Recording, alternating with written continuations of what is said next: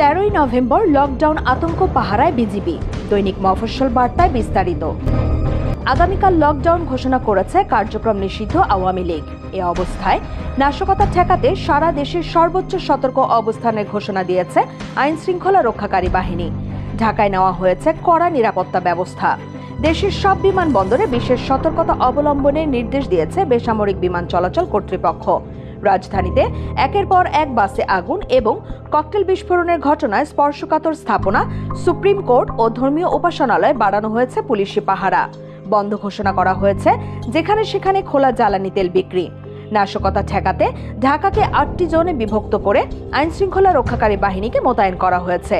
পরিস্থিতি নিয়ন্ত্রণে রাখতে অন্তত 17,000 পুলিশ সদস্য মাঠে রাখার ঘোষণা দিয়েছে ঢাকা মহানগর পুলিশ ডিএমপি। প্রয়োজন হলে তাৎক্ষণিক গ্রেপ্তার অভিযান চালানো হবে। পাশাপাশি জনগণকে গুজবে কান না দিতে এবং আইন শৃঙ্খলা রক্ষায় সহায়তা করার আহ্বান জানিয়েছেন।